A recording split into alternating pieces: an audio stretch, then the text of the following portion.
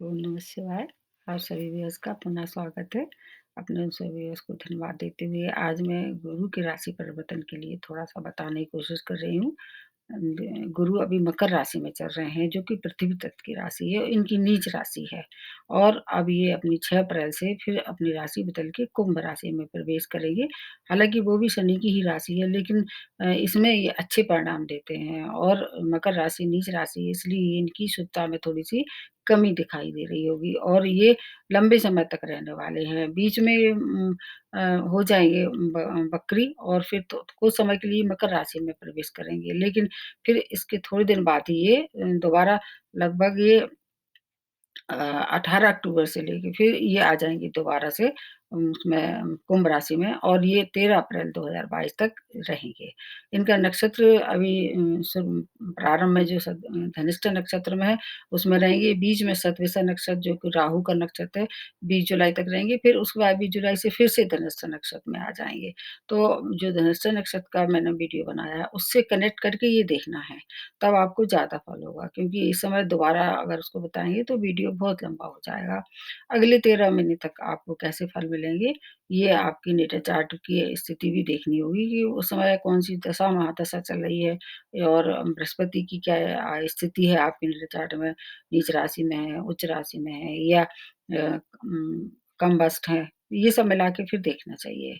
क्योंकि ये आकाश तत्व के स्वामी हैं और जो कुंभ राशि है वो वायु तत्व की राशि है। इसलिए आकाश और वायु दोनों इनका बहुत अच्छा मेल होता है। हमारे जीवन में इनकी 5 क्षेत्रों पे बहुत अच्छी पकड़ है बृहस्पति की, जैसे आपकी शिक्षा है, संतान है, आपका विवाह है और आपका वैवाहिक जीवन है और आपका जो धन है मतलब जो आपका व्यापार है, वो सब देख के हमारे जीवन के प्रत्येक क्षेत्र जो है वो बिना बृहस्पति की शुभता के बगैर अच्छे नहीं हो सकते। मतलब संघर्ष अगर किसी की नेटर चार्ट में है तो मान लीजिए कि उसका बृहस्पति अच्छा नहीं है। अब इसके साथ-साथ और कुछ बातें देखना जैसे अष्टक वर्ग देखना होगा कि कुंभ राशि में गुरु के कितने पॉइंट हैं। हर एक को अपने-अपने उसमें देखना होगा कि आपके नेटल चार्ट में जो अष्टक बनाते हैं उसमें 5 से ज़्यादा अगर पॉइंट हैं तो गुरु के की शुभता पूरे वर्ष आपको प्राप्त होगी 13 महीने तक। बृहस्पति को ऐसा कहा जाता है कि ये वैसे तो ये नैसर्गिक रूप से शुभ ग्रह हैं, लेकिन जिस घर में बैठते हैं उसकी शुभता कम कर देते हैं, लेकिन इनकी दृष्टियों में बहुत अमरत है, जो कि इनके पास 3 दृष्टियाँ होती हैं, जिस घर में बैठते हैं उससे 5वाँ, 7वाँ और 9वें घर पे इनकी दृष्टि पड़ती है। गोचर में चौथा, 8वाँ और 12वाँ गोचर जो है चंद्रमा से थोड़ी कम शुभता लेके आता है, जबकि जो कारक भाव हैं इनके उसमें ये अगर आते हैं गोचर में तो बहुत ज़्यादा अच्छे फल देते हैं। और वैसे तो अत्यंत शुभकारी फल मिलने वाले हैं, बिल्कुल घबराने की आवश्यकता नहीं है। अगर आपके क्योंकि ये सात्विक देवताओं के गुरु हैं, अगर आप मन, वचन, कर्म से सात्विक रहते हैं, तो आपको इनकी शुभता पूरे वर्ष भर मिलने वाली है, 13 महीने तक। अब अलग-अलग राशि के हिसाब से भी देखना चाहिए, स्वामी राशि जो हैं आपके, उनसे इनकी कितनी मित्रता है या कितनी शत्रुता है या ऐसा भी कहा जा सकता है कि सम-संबंध भी हो सकते हैं। तो हर एक राशि वालों को ये सब मिला के देखना चाहिए और जो पिछला वीडियो है धनिष्ठा नक्षत्र का, उसका भी देखना चाहिए क्योंकि मंगल की राशि में चल रहे हैं, तो मंगल वाले भाव भी एक्टिवेट हो जाएँगे। ऐसी राशियाँ जो मंगल प्रधान हैं, उनको ज़्यादा लाभ होने वाला है। जो गुरु प्रधान है, वो राशियाँ भी अच्छे फलदायक होंगी और जिनकी स्वामी राशि से इनकी मित्रता है, वो भी बहुत शुभ परिणाम देने वाली है। जहाँ तक मेरा अनुमान है 13 महीने तक हर एक राशि वालों के लिए किसी न किसी क्षेत्र में अच्छे फल मिलेंगे। आपको बस ये देखना है कि आपके नेटर चार्ट में ये कहाँ है। आप शुरू करते हैं प्रथम राशि मेष राशि है, आपके स्वामी राशि मंगल है, आपकी 11th भाव में गोचर करेंगे, जो कि 11th भाव क्या है हमेशा से शुभ रहा है। कोई भी ग्रह है उसमें अच्छे फल देने को बाध्य हो जाता है और स्वामी राशि मंगल है इसलिए मंगल और बृहस्पति दोनों परम मित्र हैं। तो नक्षत्र की अगर भूमिका मिला के देखेंगे तो फिर आपको 2 प्रकार से आपको लाभ होगा, इधर मंगल से भी लाभ होगा, इधर बृहस्पति से भी लाभ होगा और बृहस्पति आपके 2 और अन्य भाव के स्वामी भी हैं, ये हैं आपके 9th भाव और आपके 12th भाव है। तो ये सब भाव एक्टिवेट हो जाएँगे, 11th भाव, 9th भाव और 12th भाव और फिर इनकी दृष्टियाँ भी बताऊँगी मैं कि दृष्टियाँ कहाँ-कहाँ पड़ने वाली हैं और मंगल का तो आपको पहला वाला वीडियो देखना होगा, तब उससे आपको सही अनुमान लगेगा। 11th भाव से क्या देखते हैं 11th भाव वैसे तो आमदनी के नए स्रोतों का है, आमदनी कितनी होगी, कहाँ से होगी, ये सब दिखाता है और इसके अलावा एक ही बहुत ही महत्वपूर्ण ये पॉइंट है इसके लिए कि आपकी जो महत्वाकांक्षाएँ हैं, चाहे जिस तरह की हों, वो 11th भाव से देखी जाती हैं। तो जीवन की प्रत्येक महत्वाकांक्षाएँ आपकी इस समय पूर्ण होंगी। धन की स्थिति बहुत अच्छी रहने वाली है और 9th भाव और 12th भाव से जोड़ के देखें तो भाग्य की वृद्धि होगी। भाग्य को ये कह रहे हैं भाग्य वर्धक जो चीज़ें जो आपकी अटकी हुई थी, उसमें प्रगति देखेंगे आप और इनकी जो दृष्टियाँ हैं, उनको मिला के भी देखना होगा।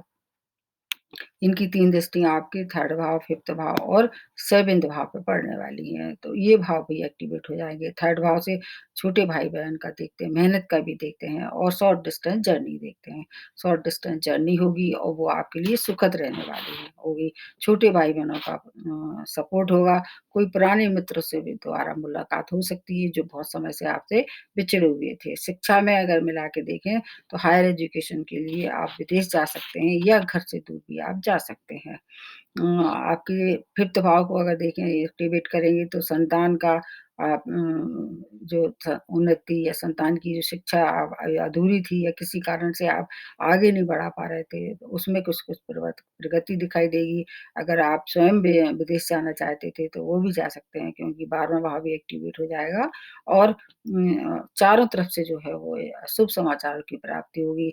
संतान की अगर ड्यू था आपका कोई इश्यू तो इस समय संतान की भी प्राप्ति होगी और प्रेम प्रसंग में अगर आप थोड़ा निराश हो रहे थे तो इस समय उसमें आशा की किरण दिखाई देगी और अगर अभी तक प्रेम प्रसंग में नहीं थे और इच्छुक थे, कोई आप प्रपोज़ करना चाह रहे थे किसी को तो आप इस समय कर सकते हैं। ये समय आपके लिए बहुत अच्छा है। मनमुटाव अगर चल रहा था वैवाहिक जीवन में तो वो भी आपके मधुर संबंध हो जाएँगे। व्यापार की दृष्टि से देखें और अगर बृहस्पति से संबंधित व्यापार आप कर रहे थे तो और ज़्यादा लाभ होगा। बृहस्पति का व्यापार पीली चीज़ों का जैसे हल्दी है, केसर है और पीतल है, सोना है या पीली चीज़ों से संबंधित अगर व्यापार कर रहे थे तो दिन दूनी रात चौगनी तरक्की होना निश्चित है। धन संबंधी सभी मैटर जो है आपको बहुत ज़्यादा ऊँचाइयों तक पहुँचाने वाले हैं। बस आपको बड़े निर्णय अगर लेते हैं तो किसी से सूझ-बूझ से लें या किसी से सलाह ले लें। आपका जो कोई वेल विशर है, हो सकता है कि अपनी लाइफ पार्टनर से ही ये सलाह ले लें तो आपको ज़्यादा फ़ायदा होगा क्योंकि सप्तम भाव एक्टिवेट होगा तो लाइफ पार्टनर की सलाह आपको विशेष शुभकारी होगी इस समय। मेष राशि वालों के लिए समझ लीजिए ये 95% आपको सुखता देने वाले हैं। संतान की ओर से आप निश्चिंत हो जाइए। जो भी कार्य अटके हुए थे, आपको उसमें सफलता मिलने वाली है और शुभ समाचारों की चारों तरफ से बौछार प्राप्त होगी। अब दूसरी राशि जो बनती है, वो है वृषभ राशि। इसकी स्वामी राशि शुक्र है। शुक्र से इनकी मित्रता तो नहीं है, लेकिन दोनों आदर्श शत्रु कह सकते हैं और आचार्य हैं दोनों, एक-दूसरे का सम्मान करते हैं, एक-दूसरे का कभी अहित नहीं करते हैं, ये अच्छी बात है। आपके 10th भाव में ये गोचर करेंगे, चूँकि केंद्र भाव है, वैसे तो इनका ये कारक भाव नहीं है, लेकिन केंद्र भाव होने की वजह से ये आपको शुभ परिणाम देने के लिए बाध्य रहेंगे। ऐसा माना जाता है, जब कोई कभी भी कोई भी गोचर केंद्र में आता है, तो उसकी जो शुभता आपको पूर्ण रूप से प्राप्त होगी। इधर आपके 2 और अन्य भाव के स्वामी हैं ये, इधर आपके अष्टम भाव के और 11th भाव के लॉर्डशिप भी इनके पास है।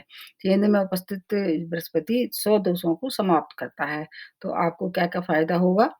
कार्य क्षेत्र में जो समस्याएँ चली आ रही थी, वो सॉर्ट आउट हो जाएँगी और अगर विरोधी आपको कोई परेशान कर रहे थे, तो आपके पक्ष में ही निर्णय होगा। वर्क प्लेस में अगर थोड़ा-सा कोई परेशानी चली आ रही थी, तो आपको थोड़ा-सा उसको ईज़िली नहीं लेना है। मतलब अगर कोई परेशान कर रहा है, तो उस पे एक्स्ट्रा अलर्ट रह के काम करना है।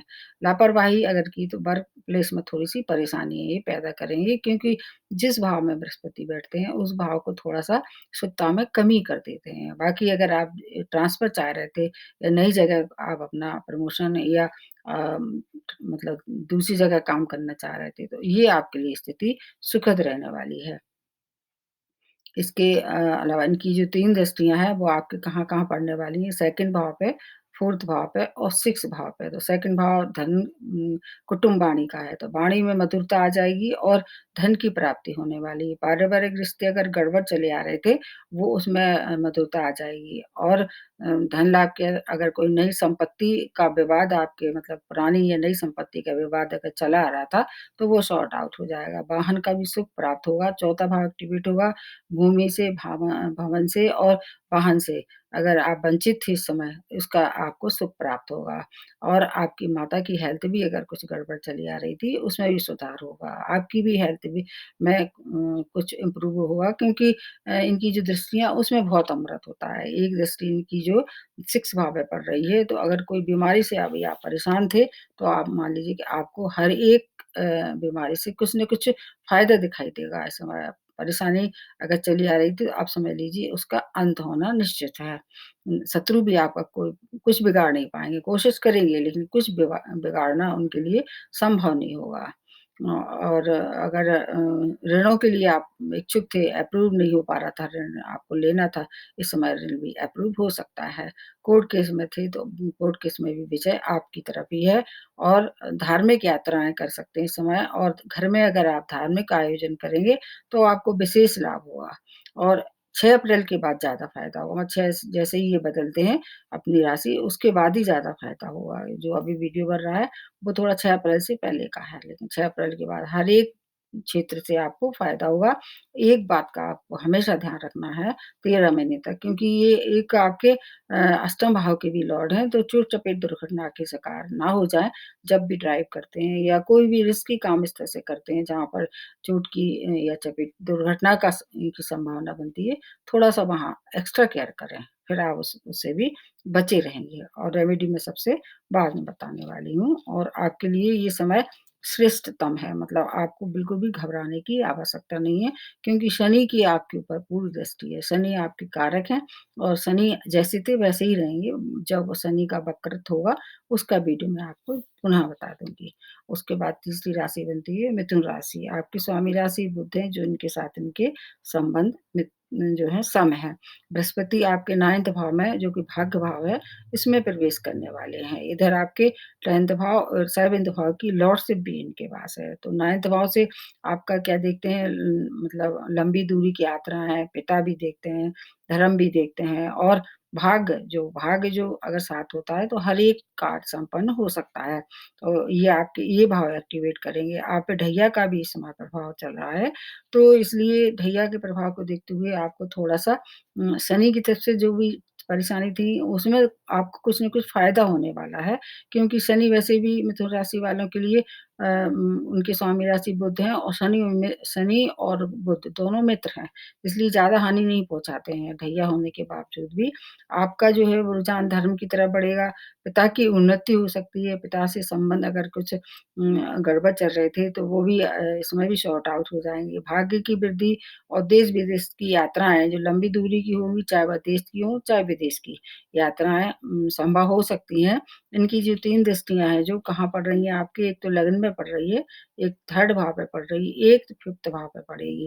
तो ये भाव कैसे हो जाएँगे, लग्न में जो होंगे वो आपकी पर्सनैलिटी को क्या करेंगे बहुत ज्ञानवान बना देंगे, आकर्षक बना देंगे और इसके अलावा जो 3rd भाव पे जो दृष्टि पड़ेगी जैसे मैंने बताया कि दूर की यात्राएँ मतलब शॉर्ट और लॉन्ग डिस्टेंस दोनों ही यात्राएँ हो सकती हैं और छोटे भाई-बहनों से संबंध अगर कुछ गड़बड़ चले आ रहे थे या उनकी कोई समस्या थी छोटे भाई-बहनों की, तो उसमें भी कुछ न कुछ सॉल्यूशन निकलेगा। रोग से मुक्ति होगी और संतान की उन्नति होना तय है इस समय, धन की भी प्राप्ति होगी और आपके करियर में भी ग्रोथ दिखाई दे रही है इस समय। शिक्षा के लिए और लिए सफलता भरा समय है ये और आपकी पिता की भी उन्नति आपके द्वारा हो सकती है। पॉज़िटिव एनर्जी का एहसास करेंगे इस समय, एक सबसे अच्छी बात ये है।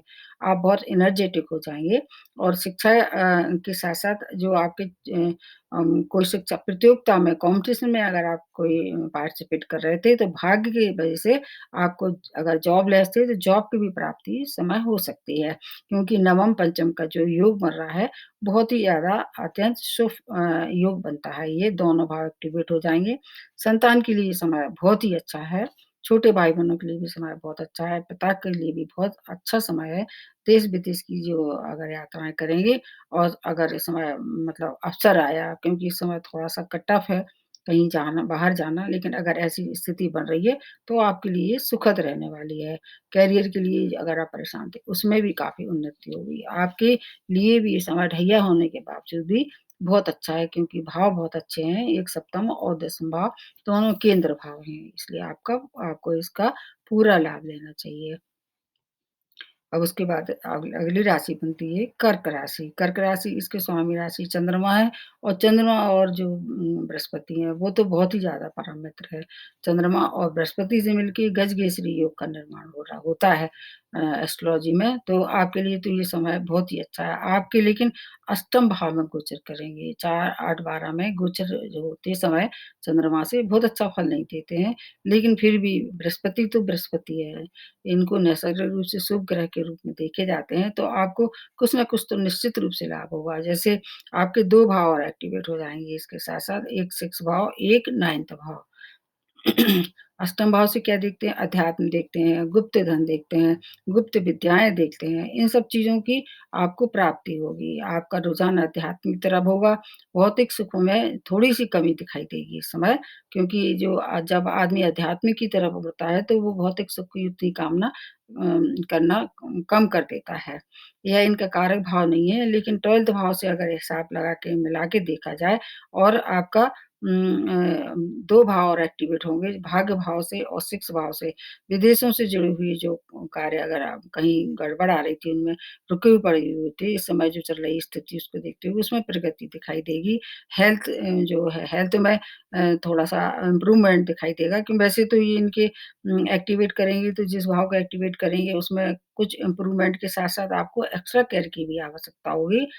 आपके स्वामी राशि जो है वो आपकी राशि में सबसे ज़्यादा मतलब बृहस्पति अपने आप को कंफर्टेबल महसूस करते हैं, जैसे मैंने बताया उच्च रहती है ये राशि इनकी, विदेशों से कनेक्शन होगा और ये कन्याओं के लिए विशेष तौर से जो अविवाहित कन्याएँ हैं, अगर उनके लिए ये समय बहुत अच्छा है। अगर वो विवाह योग्य थीं और इच्छुक थीं, तो इस समय वो विवाह प्रसंग इनकी निश्चित 100% आगे बढ़ सकते हैं। भाग में वृद्धि होगी और विवाह के लिए समय बहुत अच्छा है और इसके साथ-साथ वैवाहिक जीवन अगर कहीं गड़बड़ चल रहा था, किसी भी मतलब वुमेन का, तो वो उसमें सॉर्ट आउट हो जाएगा। मतलब अच्छी सूचना मिल रही है। आपके घर में नए मेहमान के आने की शुभ सूचना है, चाहे वह आपका संतान हो, चाहे कोई आपका लाइफ पार्टनर हो और भूमि, वाहन की भी सुविधाएँ आपको प्राप्त होगी। माता की तरफ से कुछ लाभ निश्चित रूप से मिलेगा इस समय। हेल्थ की थोड़ी-सी ज़रूर केयर करनी पड़ेगी क्योंकि गुरु जो है चौथे, 8वें, 12 में थो उतना अच्छा फल नहीं देते हैं। समय जो है वो आपके लिए उपलब्धियों भरा है। आपको जितना चाहे आप का फ़ायदा ले सकते हैं, बस थोड़ा रोगों से अगर कोई परेशानी हो रही थी, उस तरफ थोड़ा-सा आपको ध्यान रखना है। बाकी संतान की तरफ से आप जो कोई परेशान थी, तो वो भी सॉर्ट आउट हो जाएगी। गुरु आपकी राशि में हमेशा अच्छे ही फल देंगे। वो भले ही आपके अच्छे भाव में नहीं आ रहे हैं और आपको थोड़ा-सा ध्यान रखते हुए फिर जो भी परेशानी है, आपके लिए मैं सबके लिए फिर एक रेमेडी बता देती हूँ।